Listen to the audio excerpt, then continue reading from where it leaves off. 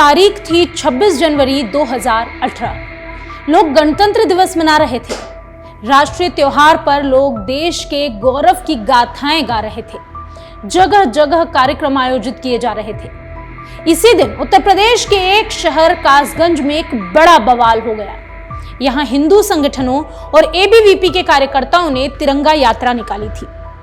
इस यात्रा को लेकर दो समुदायों में विवाद हुआ। इस विवाद में चंदन गुप्ता नाम के एक युवा की जान चली गई। तब से अब तक चंदन का परिवार न्याय की आस में था। 3 जनवरी इस तारीख पर यह इंतजार खत्म हुआ, जब इस मामले में 6 साल बाद एनआईए कोर्ट का फैसला आया। और जब फैसला आया तो चंदन गुप्ता की मां की आंखें नम हो गई। वहीं दूसरी तरफ आरोपी की मां फफक फफक कर रो पड़ी। नमस्कार, मेरा नाम है कनुप्रिया सत्तन और आप देख रहे हैं अमर उजाला। एनआईए न्यायालय लखनऊ के विशेष न्यायाधीश विवेकानंद शरण त्रिपाठी ने चंदन की हत्या और कासगंज की सांप्रदायिक हिंसा के मामले में अपना अहम फैसला सुनाया। न्यायालय ने कासगंज की सांप्रदायिक हिंसा की घटना के बारे में कहा कि इसे मात्र अचानक होने वाली घटना नहीं माना जाएगा। यह पूर्व नियोजित घटना है और इससे जुड़े अपराधियों और दंगाइयों को कठोर संदेश देने के लिए दोषियों को कठोर दंड से दंडित किया जाना उचित होगा। न्यायालय ने अपने निर्णय में सांप्रदायिकता पर काफी तल्ख टिप्पणी भी की। उन्होंने अपने निर्णय में कहा कि सांप्रदायिकता का तात्पर्य उस संकीर्ण मनोवृत्ति से है जो धर्म और संप्रदाय के नाम पर संपूर्ण समाज और राष्ट्र के व्यापक हितों के विरुद्ध हो, जो व्यक्ति को केवल अपने व्यक्तिगत धर्मों के हितों को प्रोत्साहित करने, उन्हें संरक्षण करने की भावना को महत्व देती है। सांप्रदायिकता भारत के राष्ट्रीय एकीकरण की दिशा में सबसे बड़ी बाधा है, क्योंकि यह विचारधारा अन्य समुदायों के विरुद्ध अपने समुदाय की आवश्यकता की एकता पर बल देती है। इस प्रकार सांप्रदायिकता रूढ़िवादी सिद्धांतों में विश्वास, असहिष्णुता और अन्य धर्मों के प्रति नफरत को भी बढ़ावा देती है, जो कि समाज को विभाजन की ओर अग्रसर करता है।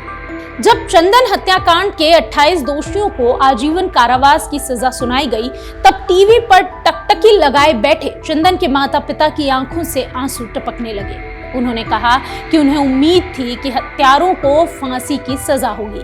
हालांकि हम न्यायालय के इस निर्णय का सम्मान करते हैं। इससे पहले चंदन के पिता सुशील गुप्ता और बहन कीर्ति गुप्ता सुबह ही टीवी के आगे बैठ गए थे और फैसला आने का इंतजार कर रहे थे। चंदन की मां संगीता गुप्ता घर में मंदिर के सामने बैठकर बेटे के हत्यारों को कड़ी से कड़ी सजा मिलने की प्रार्थना कर रही थी। दोपहर में जैसे ही चंदन के हत्यारों को सजा सुनाई गई, सभी की आंखों से आंसू निकल पड़े। सभी ने ईश्वर को धन्यवाद दिया। चंदन गुप्ता की मां ने 2 जनवरी को एनआईए कोर्ट की ओर से 28 आरोपियों को दोषी करार देने के बाद से अन्न जल त्याग दिया था। उनका कहना था कि दोषियों को सजा सुनाए जाने के बाद ही वह अन्न और जल ग्रहण करेगी। शुक्रवार को दोषियों को सजा सुनाए जाने के बाद उन्होंने जल ग्रहण किया। वहीं दूसरी तरफ आरोपी की मां इस फैसले के बाद बिलख बिलख कर रोने लगी। 3 जनवरी को जब चंदन गुप्ता हत्याकांड में दोषियों को सजा हुई, तो वादी और प्रतिवादी दोनों ही पक्षों की आंखों में आंसू थे।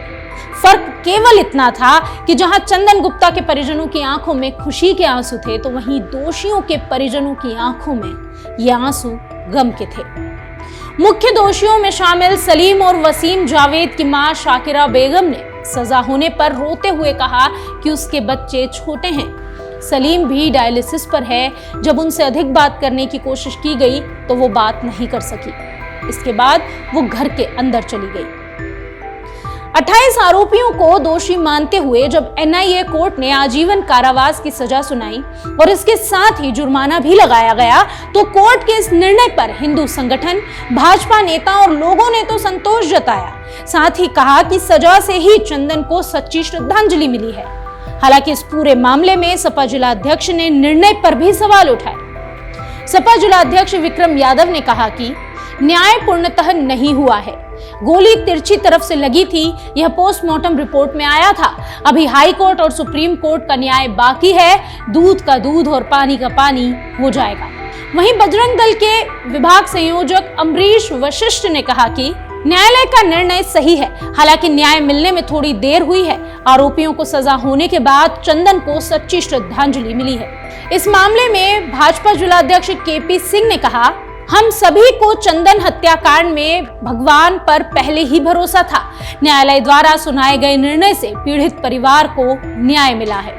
वहीं इस मामले में विहिप गोरक्षा विभाग प्रमुख से जुड़ी समता वर्मा ने कहा, कोर्ट का निर्णय स्वागत योग्य है।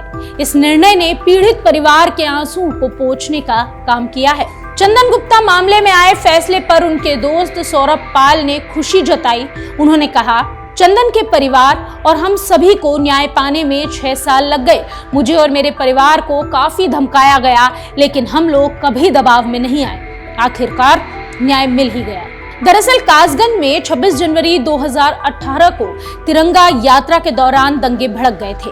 कासगंज में विश्व हिंदू परिषद ABVP और हिंदू वाहिनी के कार्यकर्ताओं ने 26 जनवरी 2018 को तिरंगा यात्रा का आयोजन किया था, जिसमें मोटरसाइकिलों पर सवार 100 से अधिक लोगों ने तिरंगा लेकर यात्रा निकाली। यात्रा कोतवाली इलाके के बड्डू नगर पहुंची, जहां गणतंत्र दिवस का कार्यक्रम चल रहा था। तिरंगा यात्रा को आगे नहीं बढ़ने देने से दो पक्षों के बीच तनातनी शुरू हो गई, जिसके बाद पथराव होने लगा। चंद मिनटों के बाद ही दंगा भड़क गया। इसमें चली एक गोली चंदन गुप्ता को लगने से उसकी मौत हो गई। इसके बाद पूरा शहर दंगे की चपेट में आ गया। हालात काबू में नहीं आने पर प्रशासन को इंटरनेट सेवाएं भी बंद करनी पड़ी थी। अब इस मामले में आपकी क्या राय है? इस खबर पर आपकी क्या राय है? कमेंट करके हमें जरूर बताइए और देश और दुनिया की तमाम बड़ी खबरों के लिए देखते रहिए अमर उजाला। अमर उजाला जीवांजलि के सारथी की मदद लें और महाकुंभ में स्नान जरूर करें।